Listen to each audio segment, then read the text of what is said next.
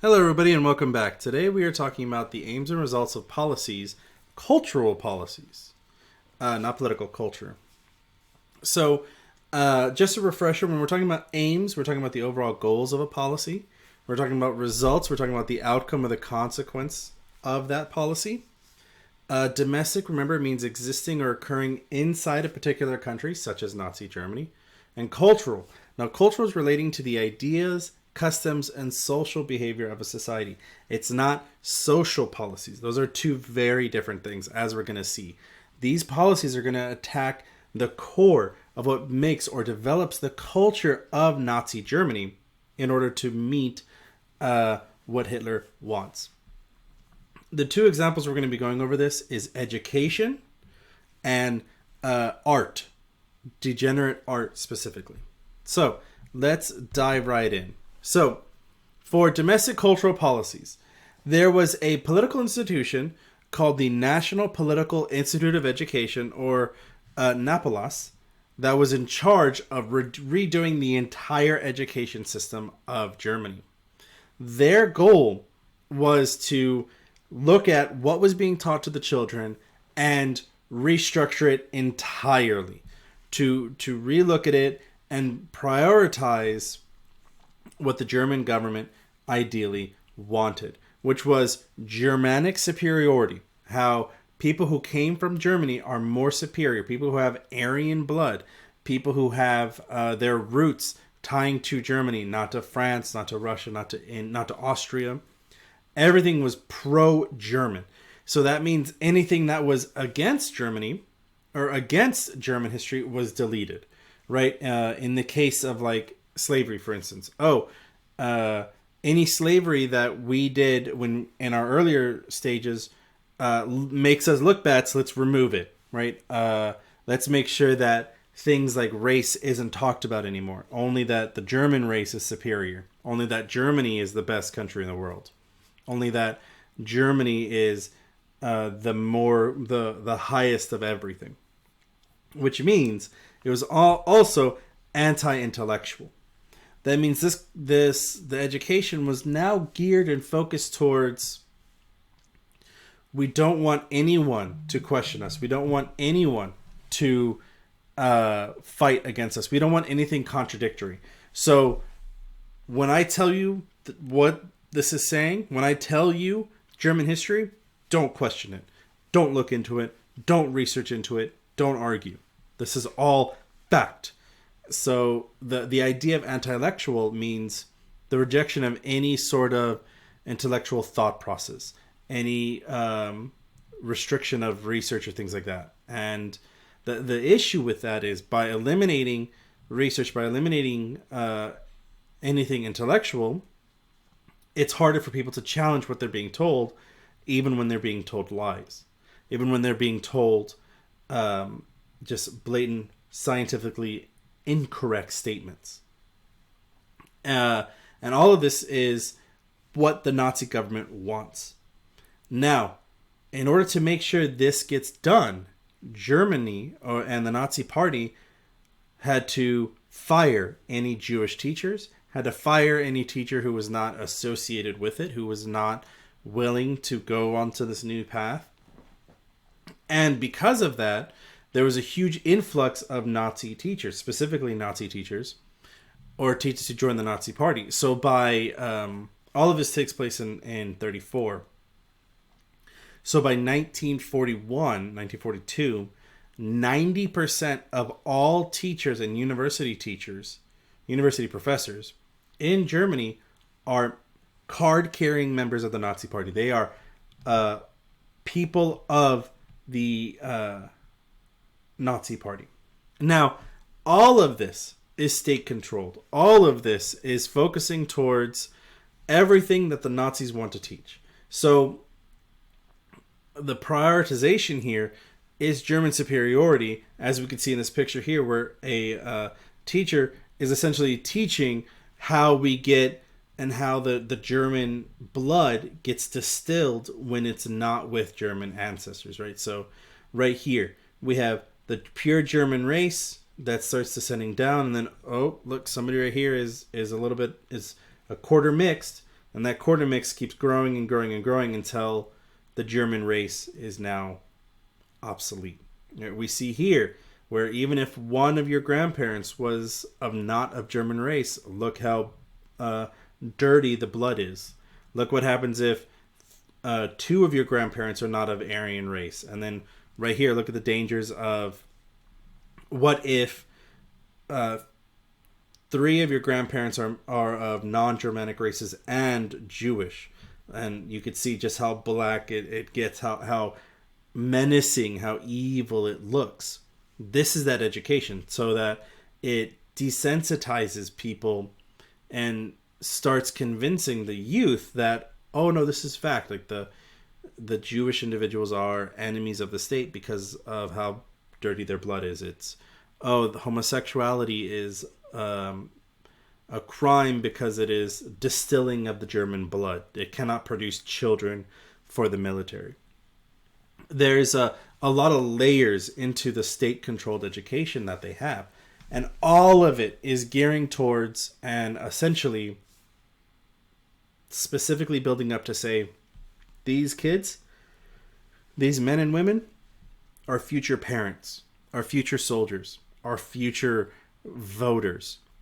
So if we can control them onto what we want, right? If we can teach them that Germany never did anything wrong and that we didn't have like slaves, or that we didn't have, impure blood, or we outlaw certain thoughts, then these people will become our perfect drones, our perfect fighters for what we need in society, what we're going to need for the 1,000 years of our country, as they would say.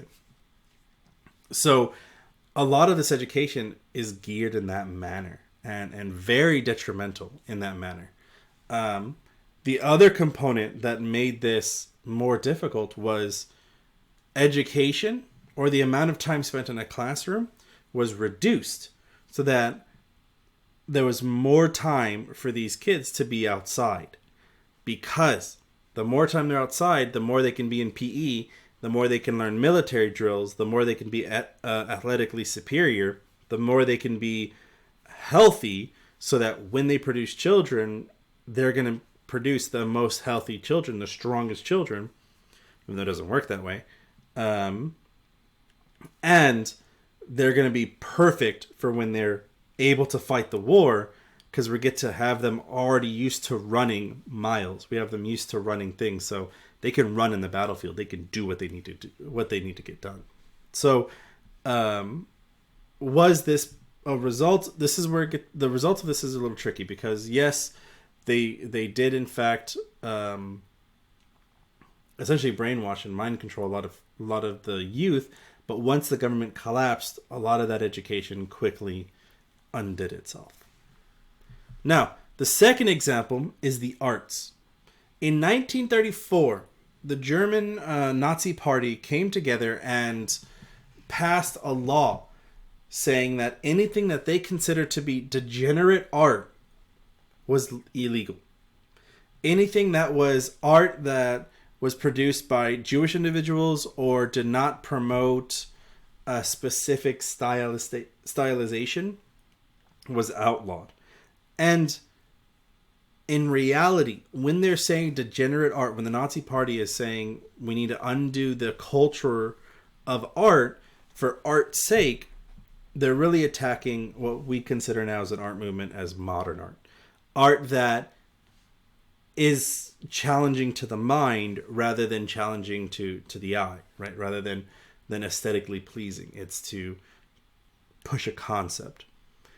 This attack on modern art was very effective in Nazi Germany for two reasons. One, they put on a show called the Degenerate Art Show, where they put up, and this is actually a picture from that art, of all this art that's now illegal and the reasons why it's illegal, right?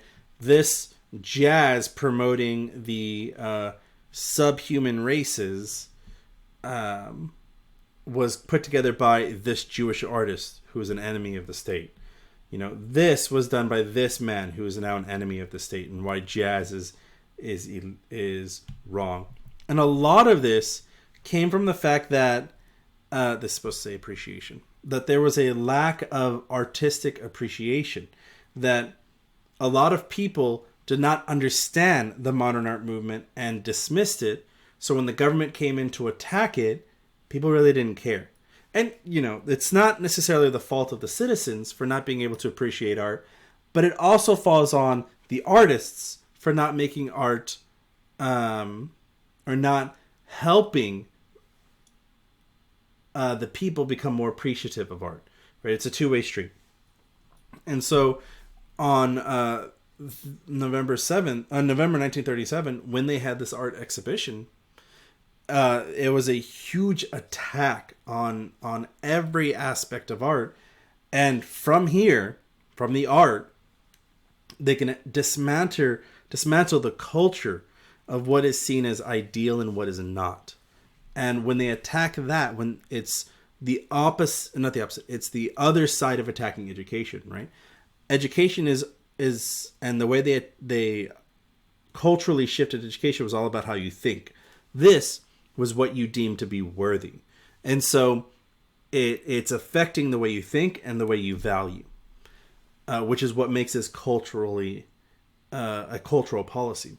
Because when we look and compare what was illegal art versus what was legal art, it's very clear the way art and the way culture is going to be impacted by it.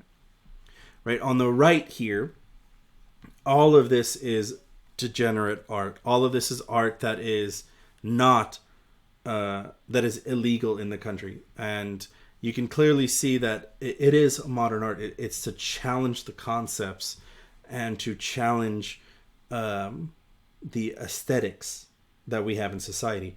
Versus this over here, which is approved German art by the Nazi government. What do you notice in this? Over here, we have very clear, stark, darker tones. Versus the Nazi art, which is blonde children. Notice how they're not necessarily blue eyes. Blue eyes is not inherent. But everything is black because the SS uniforms are black. These two are wearing brown because the military wore brown uniforms. Everyone is dressed proper. Everyone is dressed together. They are all together as a family unit, multi-generational.